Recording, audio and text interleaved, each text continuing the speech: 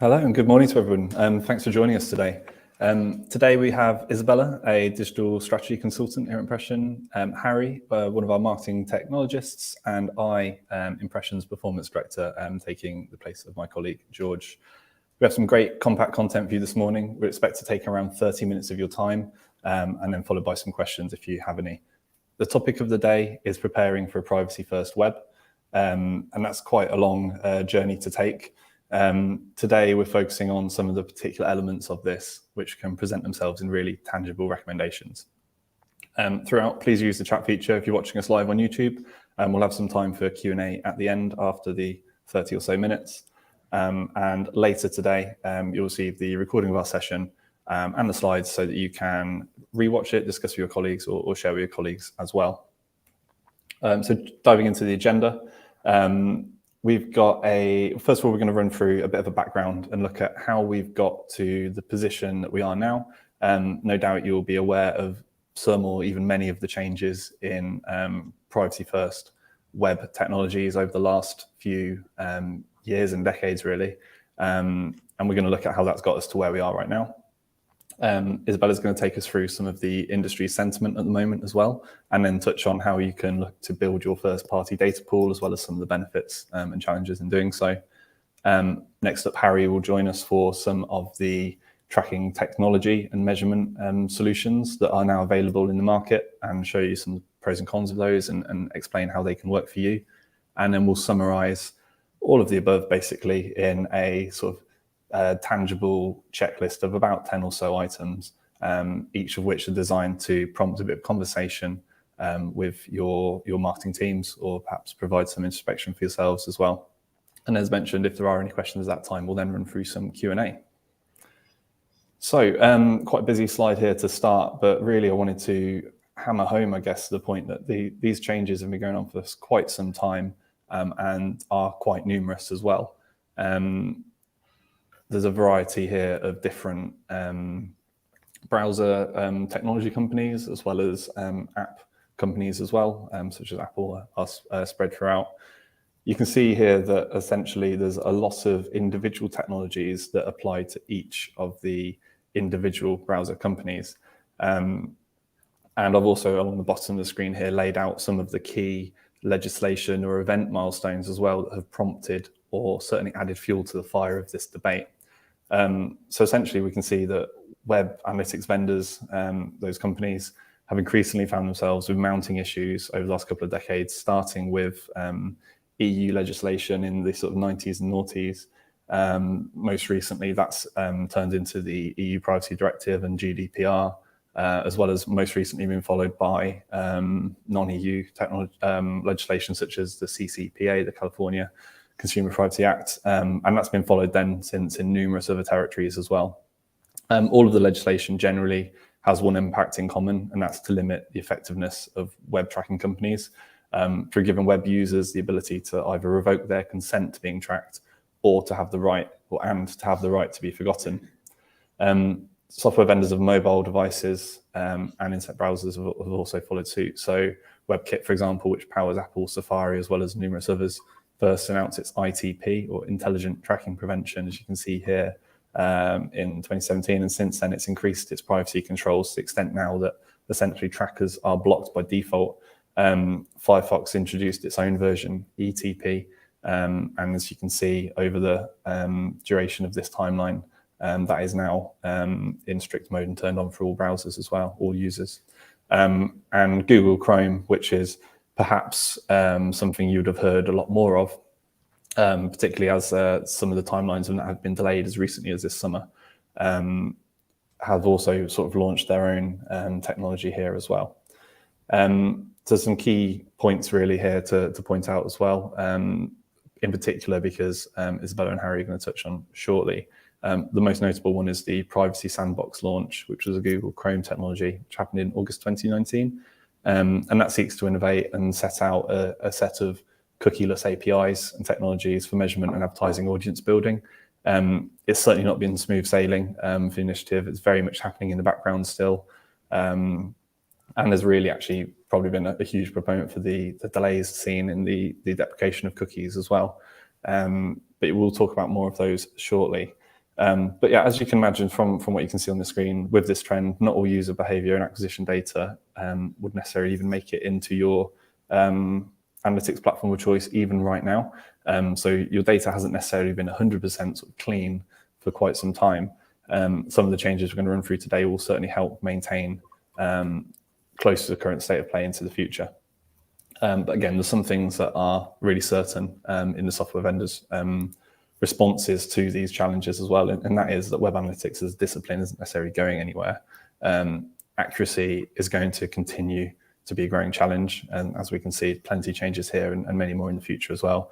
And there are and there will be more gaps in our data. So modeling, especially through machine learning, is going to need to play quite a large part in this in the future as well to fill some gaps. And some of the technology that we're going to run through will lean on that as well. So hopefully, without going into any one of these things in too much depth, you can see there's a good bit of background info here to explain how we have got here and what the future might look like. Next, I'm just going to pass you to Isabella, who's going to help me apply this to you as marketers, so you can reflect on some of the current research, and then we'll start looking at some of the practical sort of next steps thereafter. Thanks, Aaron. Cool, let's dive into some of the research. So over the last few years, data privacy has become an increasing concern, with internet users feeling they lack visibility and transparency around who has access to their personal data and how it's being used online. This isn't a huge surprise given the accelerated rate of growth that the internet has enjoyed over the last 3 decades or so, with regulation and policy lagging behind. The result of this has been an increasing apprehension, and in a recent survey with KPMG, they found that 84% of people surveyed stated that they felt a growing concern with data privacy. As a result of this, both marketers and advertising platforms have felt under pressure to respond to these rising consumer demands regarding privacy and control. With the deprecation of the third-party cookie, the tech giants are walking quite a fine line between protecting their advertising revenue through effective and efficient results for marketers, but also listening and responding to these growing concerns from their users. So broadly speaking, a cookieless world is thought of as generally a positive move towards building back some of this trust amongst users.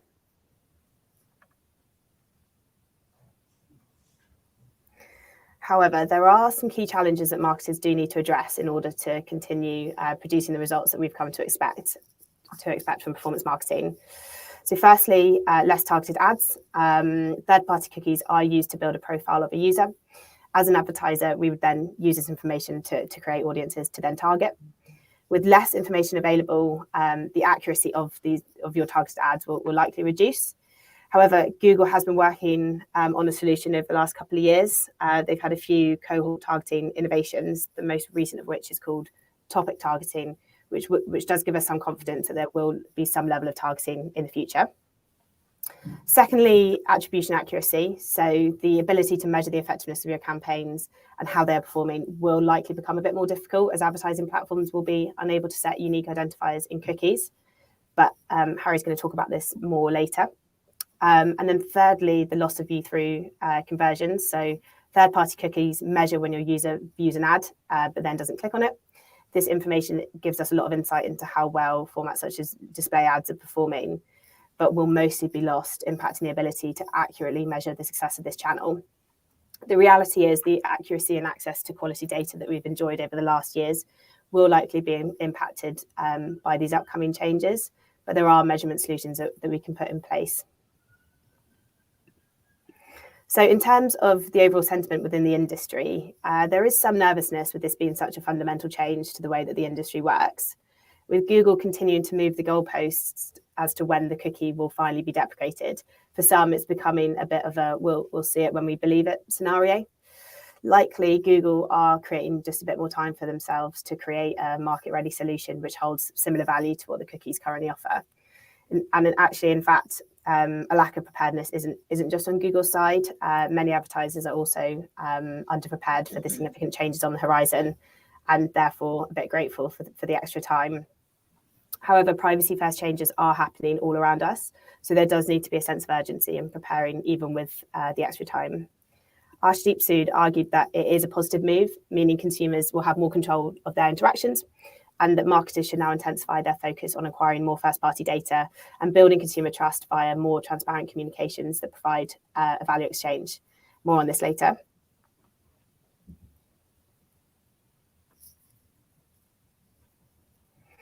So whilst there is some uncertainty in the timelines of the deprecation of the cookie, what we do know is that it is coming and it will happen.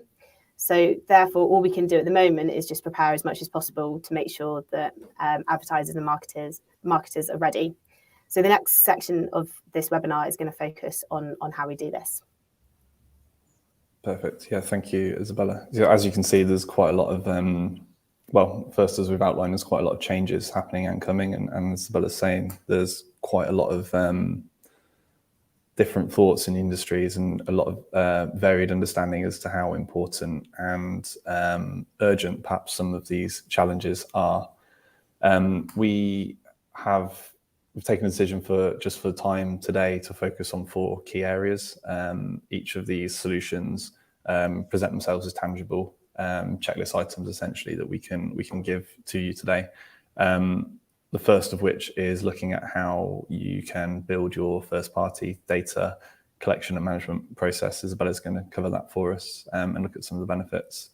And then Harry's going to pick up some of the technical implementation aspects as well, and just make sure that we've fully explained what they are and how they can work together and what the benefits are. So we're going to look at enhanced conversions, consent mode, and then server-side tagging.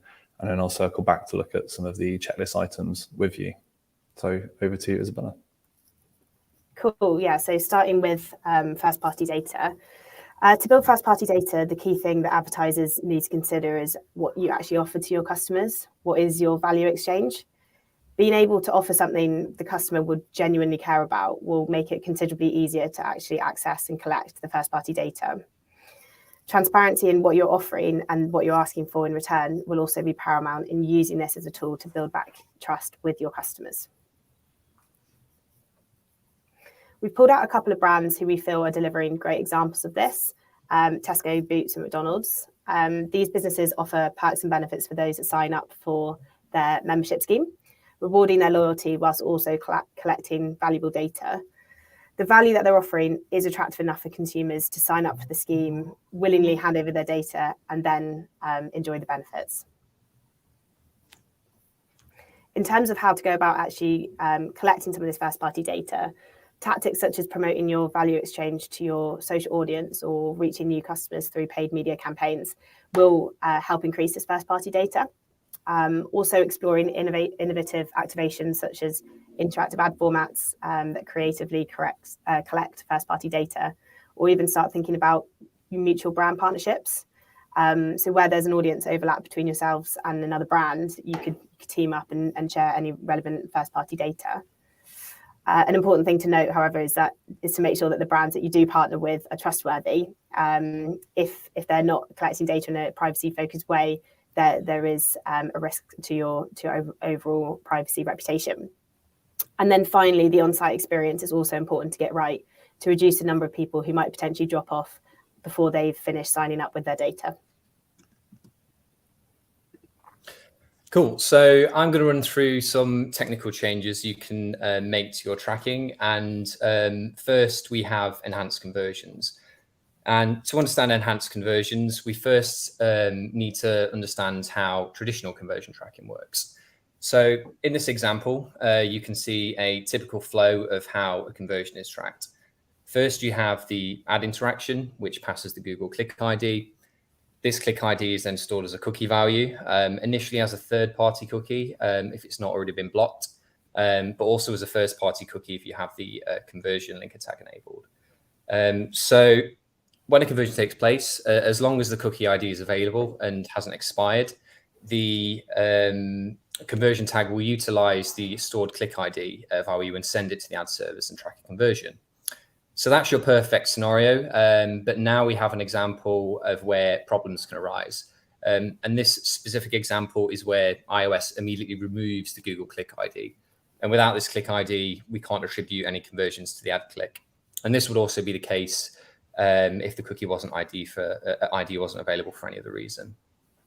So this is where enhanced conversions comes in. It's essentially an extension to your standard conversion tracking. and users use the provided data to cross-reference conversions without the need for a click ID. And all this data is encrypted using a hashing algorithm, so you don't need to worry about privacy issues when the data is sent. So what is user-provided data? Usually as a minimum, it's the user's email, but you can supplement this further by sending the telephone number of the user, their name, and even their address to further enhance the accuracy of the conversion matching. Obviously, not all of that data will be available with every conversion action, so email is always a minimum requirement. So now we have an example of where enhanced matching is actually being used. And as you can see, the click ID has been removed and the link has been broken. But as mentioned previously, this could also be the case if the browser has blocked third-party cookies. Or if it's expired, if the cookie is expired, or even if they're on a different browser that doesn't have that click ID available. Now, even though the click ID isn't available, this example would still be able to track a conversion as it's sent with enhanced matching data. Google Ads then essentially checks if that specific user interacted with an ad. And if they did, a conversion can be tracked, obviously, as long as it's within the set look-back window. It's worth noting that this will only work if the user is logged into their Google account. So when they interacted with the ad, so this will be sort of most effective on Chrome browsers, for example. So hopefully this is a good illustration of how enhanced conversions can capture those conversions that would have otherwise been missed. And lastly, for enhanced conversions, as you can see in the image below, you can see the positive impact that it's having using the diagnostic report. This report is generated after enhanced conversions have been running for several weeks.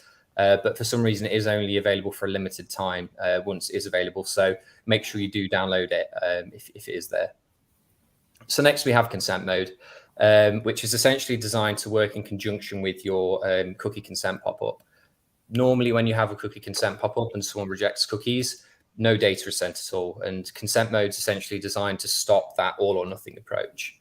So with consent mode implemented, instead of blocking all tracking and sending no data at all, if a user declines cookies, your tags will still send anonymous pings that don't use cookies. So how will this actually affect your data? So this really does depend on a lot of variables and exactly what types of cookies the user accepts and declines. But to keep things top level, Google will essentially collect the observable data that it has. So when a user accepts cookies, it will use historic trends, anonymous pings, and then it applies machine learning to all of that and modeling, and it stitches together those anonymous pings to recover those user journeys and track conversions that were likely to have actually happened. And according to Google, all of this on average can recover more than 70% of your ad to click conversion journeys that would otherwise have been lost. So it can be a really powerful tool. Currently, it's available for Google Analytics, Google Ads, floodlight tags, and conversion link tag. But I'd imagine over the coming years, platforms will release similar tech to recover these conversions too. So last but not least, we have server-side tagging, which is a little bit more complex than the other tracking tech we've been talking about. But it also comes with many other benefits outside of the privacy changes too. So the server-side tagging can actually be manually implemented using conversion APIs. But in this example, we're going to discuss using Google's server-side tagging solution, as it's likely most of you are already using Google Tag Manager. So as before, to understand how this works, it's best to understand how traditional tagging works with Tag Manager. So with standard client-side tracking, scripts are downloaded and executed on the user's browser. And when this happens, cookies are usually set from the browser, which is a key point that we'll come back to. And all hits, such as page view hits and conversion events, are sent from the browser directly to the analytics or paid media platform. Now, with server-side tagging, the flow of data is very different. You now have an additional container that's hosted in the cloud on one of your subdomains, which again is another key point that we'll come back to. But now, instead of tracking hits going directly from the user's browser to the ad server, they're essentially proxied through your server-side container. And to try and make this a little bit easier to understand, we can use tracking a conversion as an example. So if you wanted to track a conversion, you would still need a conversion to send a conversion, but this wouldn't go directly to the ad servers when triggered. It would instead go straight to your server-side container. The conversion is then processed by the server-side container and can be distributed to all of your analytics platforms and ad platforms directly from the server. So instead of having 5 different tags all essentially doing the same thing, you can now just have one that goes to your server-side container. So what are all the benefits of this? Well, first, you can remove a considerable amount of JavaScript that the user's browser would otherwise have to process. And this will reduce page loading times and give you all the other benefits of having a lean website. Also, as mentioned earlier, with the container being hosted on a subdomain, it now means that your cookies are set in a first-party context and also set by the page header, which is another key thing that ITP and other tracking prevention tech is limiting. This is something that other analytics platforms such as Adobe have already been doing for some time. In addition, you also have full control over your data, meaning you control exactly what is sent via the conversion APIs.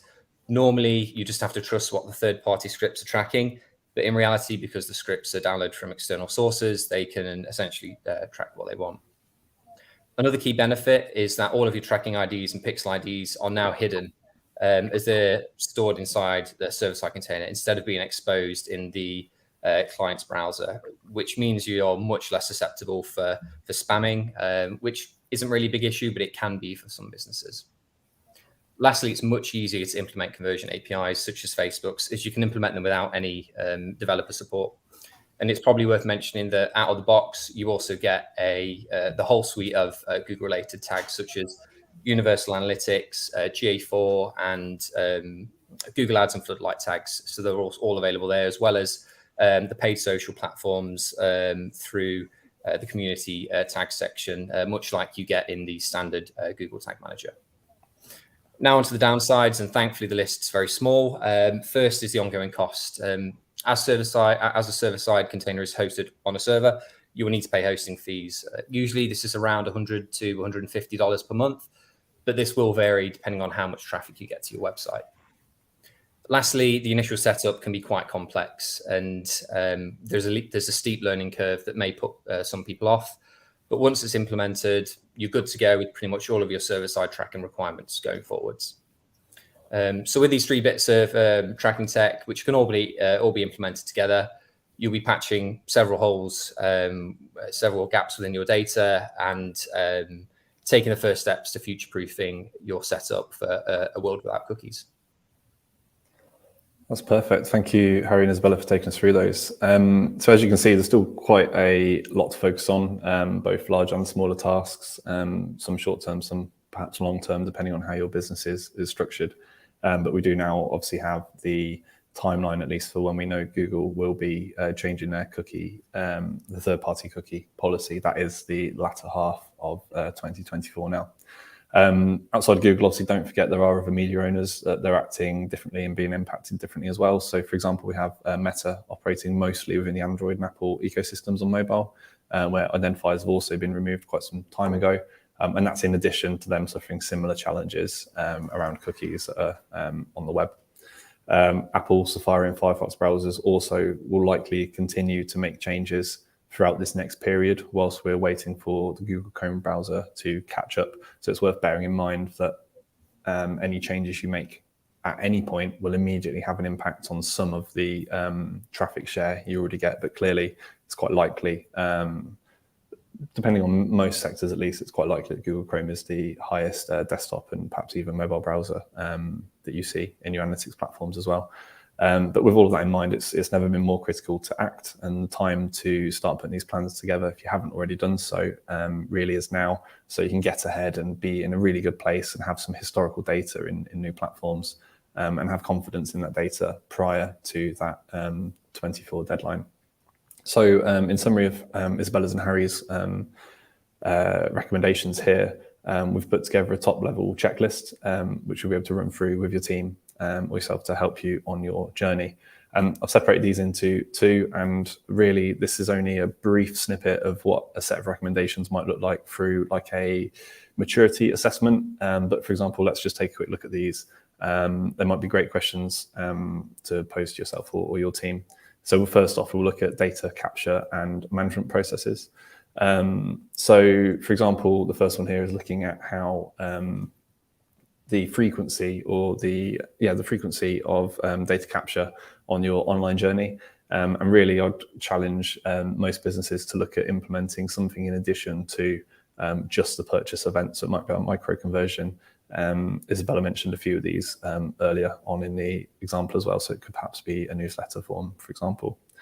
When it comes to capturing that information, the next point here is looking at how an organization stores that prospect or customer information. Ideally, that's in more than one centralized platform. So it might be a customer relationship management platform, CRM, an email service provider, ESP, or a customer data platform, CDP. CDPs are essentially the next generation of CRMs. You might have your own tech or platform or a different type of platform listed here. But I think the key point here is that as an organization, you're really using one centralized platform rather than multiple sporadic ones, which can present data accuracy challenges or perhaps even gaps.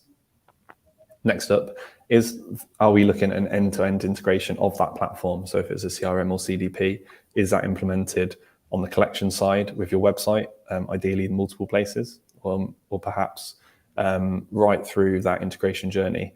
Is that CDP then creating audience definitions? So perhaps lifetime value purchases or repeat purchases, for example.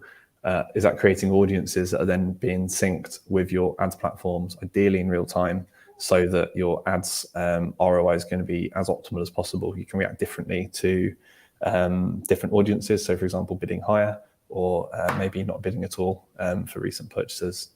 This will massively depend on the type of purchase journey you have at your business, whether it's a single purchase or repeat purchase journey. But certainly there's work you can do here to either limit or maximize how the ad spend is presented to such customers. And really the final section here in data practices is looking at whether your organization really has the full trust in the data that it holds in that central store, and essentially reflecting on whether accurate decisions can actually be made from that data. And if not, what might the steps be in order to get to that point? Looking at some of the technology practices and the measurement. Sorry, great timing for a tech update to pop up on my laptop. Looking at the technology and measurement aspects, when measuring campaign effectiveness, is customer lifetime value a metric you look at? Is it a considered metric, or are you looking at perhaps more shorter time campaign specific or month-long specific, like return on ad spend or something like that? If you're not currently considering customer lifetime value, perhaps that is something that you can put on your roadmap and to understand what you'd need in order to get that. Clearly, having one central source of truth internally for your customer data will get you a lot of the way towards being able to unlock that as a metric. But if not, perhaps you can do your own reflection on what might be required to look at the lifetime value, so you can attribute that back to specific marketing budgets or even channels. We haven't really touched on Google Analytics 4 too much today. It's another platform that replaces Universal Analytics and uses quite a lot of machine learning and modeling to fill some data gaps as well. But if you're on a Google tech stack, is this something you're using or is it on your roadmap right now? Universal Analytics is also facing a deprecation shortly, so GA4 is certainly something that should be on your roadmap if it's not already. This is almost a replication of a point previously mentioned, but is your website or your electronic point of sale or the CRM syncing conversion events and also the audiences already touched on with your ads platforms as well? Sending those conversion events will allow some of the work Harry's mentioned around enhanced matching, if you can capture email address perhaps at the point of sale, online or in person. So again, you can behave differently for those users. And then focusing on a couple of the more sort of techie or script aspects here, are you running the latest Google Tag Manager code on your website? These versions change periodically, and more features available in the latest versions. So if you are using Google Tag Manager, it'd be worth checking you're in the most up-to-date script. That will allow you to do more things within the platform, one of which is activating consent mode. So just touching on a couple of specific examples from Harry's list now here. If activating consent mode alongside your cookie consent platform is not yet on your list, it definitely should be. Through activating consent mode, obviously you can then get access to those anonymous pings that Harry mentioned. The more observable data that's presented to a machine learning algorithm, the more accurate or the more correlated those results can actually be to the truth. And finally, if server-side tagging is not something that's currently on your roadmap and you're in a position that it could be, again, that's something that really should be considered for numerous reasons, but tying it back to really, I guess, some of the motivations for us running this webinar today, looking at third-party cookies. It's through server-side tagging that you can actually move some of those cookies to a first-party context, therefore avoiding the third-party issue that we're all sort of now looking to see happen in 2024. So that's 10 items here, loosely designed to act either as a checklist or prompts for you and your team to consider. If we just moving on here, so yeah, really, if there are any questions, we'll take some time just shortly to answer them. If there's anything more specific that you'd like to hear our thoughts on, perhaps it might be unique to your own business, then please feel free to drop us an email at hello@impression.co.uk. We'll make sure we get back to you as soon as possible on those. The recording of the session, as well as the slides that we've gone through today, will be made available online as soon as possible, perhaps later today after this event, and copies of those will be emailed out as well to all signups. And yeah, really, before we jump into the questions, so please do hang around if you can. From all of us here at Impression, thank you for taking the time this morning. Really hope we've added a bit of value to your morning, and hope you get something from the recommendations we've made. Great, so just have a quick look, see if we do have any questions coming through. Oh, we've got a really good question here. Trumana, what data recovery gains do clients see using server-side tagging? I'm not actually sure if we can put a specific percentage on here, but it will depend on the browser mix that your customers or your website users are seeing. So for example, right now, you're way more likely to see significant gains in implementing this if you do have a higher share of users using browsers that currently aren't Google Chrome. And it might also depend on your existing tech setup as well. Really, this recommendation, I think, looking forward, is in preparedness for when third parties do entirely drop off. So that would be mostly looking at Google Chrome in 2024. But right now, for example, if you do have a high percentage mix of WebKit-based browsers, so perhaps Safari or Firefox, or even perhaps like Brave or some other security-first ones like that, then you're likely to see more of an impact soon. I've certainly seen figures touted around of just shy of 10% or so as an impact currently. That stat itself may be a little bit dated now, but the challenge, and I think the most important aspect here, is that percentage is only going to rise as different browsers do different pieces of work along the way. So unfortunately, I can't put a specific number on it just yet. It might be something you can see from your own data. If you look back over the history in your Universal Analytics at some of those key milestone dates when ITP and ETP were rolled out, you might actually see a drop. You might start seeing a higher percentage of new users during that time. It will depend on company to company, unfortunately. But I think you can confidently say something in the ballpark of 10% just to be safe at this stage. Great. Well, thank you, Trumana, for that question. Don't see any more coming through just yet. We'll hang around on the stream just for the next 60 seconds or so, just in case. But if there's anyone left watching, really would encourage you to send any specific questions over to hello@impression.co.uk. More than happy to pick these up shortly. And again, thank you for your time this morning. Really appreciate it.